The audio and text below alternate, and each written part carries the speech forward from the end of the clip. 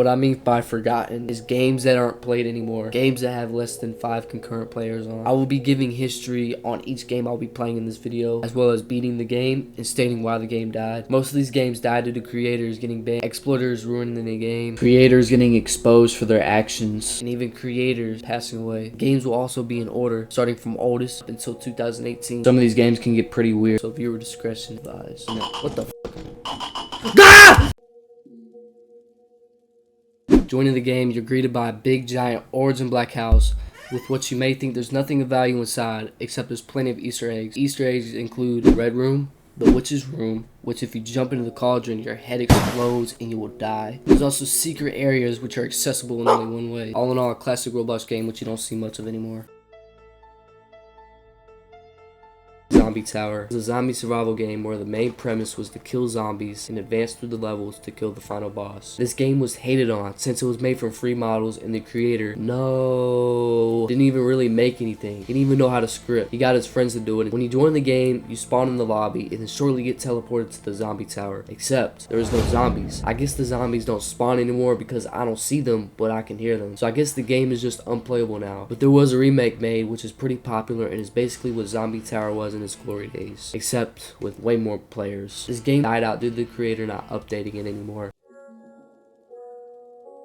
It was a sequel to Hospital Nightmare 2. The only difference is that the game was revamped, featuring a new jump scare GUI which scared the players so bad that the game got reported views and deleted until they removed the jump scares. Joining the game, you're spawned in this strip club looking place and you must take a piss in the toilet to continue the game. For some reason, you spend 2 hours edging on the toilet, and after you come out of the bathroom, everybody is dead. You have to climb in the vent to proceed, and then you find this weird looking portal that leads to a hospital. You go through the hospital and your pants a few times, and you go up to this weird looking machine and it moves. After more crawling around, you see these statues, you give them the code, and then you're sent to this weird room with a chair. You're spawned back in the hospital, where you proceed to walk around to find the portal, and then you get teleported to this coffin, where you proceed to win the game. The game was so simple, yet so innovative for its time. Believe it or not, this game influenced the future of Roblox horror games.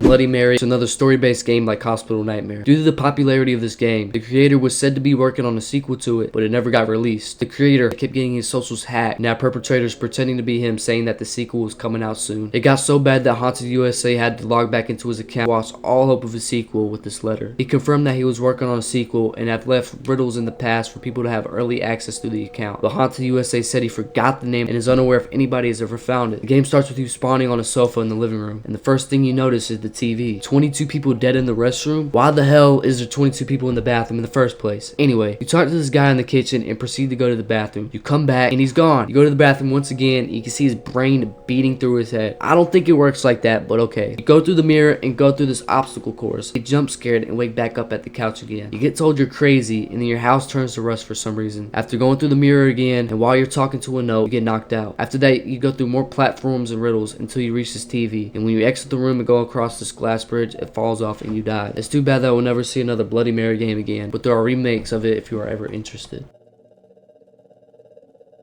This series started sometime in 2009. It was just a random zombie free model game that creator Bobby Say Hi made as a kid, and it turned into something bigger. There was a series made on the game dating up until present time. Nowadays, Bobby Says Hi has to allocate his time into his bigger projects. The game was closed briefly due to copyright issues with the name. The name was changed to Zombies Are Attacking Rodonalds, which in my opinion isn't as good as the old name, but it's okay. The gameplay is simple. You're spawned in a huge map with different locations that resemble cinemas, malls, prisons, etc., and you just kill zombies. The weapons are pretty advanced, and to get them you have to kill zombies and get money to buy them and level up. This game died due to the creator just not having time to update it, but this game was alive from 2009 to 2016.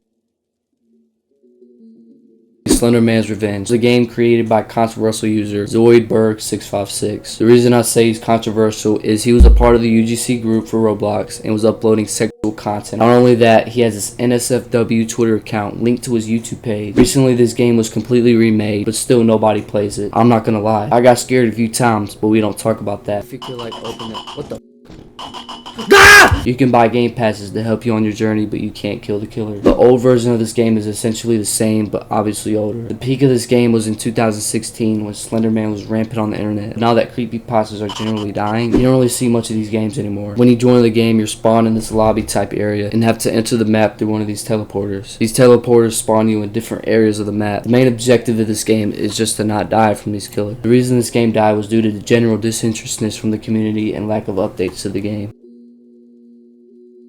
The next game we'll be playing is Before the Dawn. Before the Dawn can be described as a mix between the games Dead by Daylight and Friday the 13th. The goal of this game is to evade the slashers and complete objectives. Not much is known about the creator, Jumper, but what is known is that he created all these games essentially faceless and made a lot of visits. The reason Jumper abandoned Before the Dawn, despite its success, he knew that the game was eventually going to lose popularity, and so assembled a team of developers to make a studio named ROBLOX Team. With the help of a few amazing developers, they created the new improved game named Survive the Night. Comparing Before the Dawn and Survive the Night is like comparing a high school basketball player to an NBA player. Survive the Night is a much more high quality professional game with way more visits and players.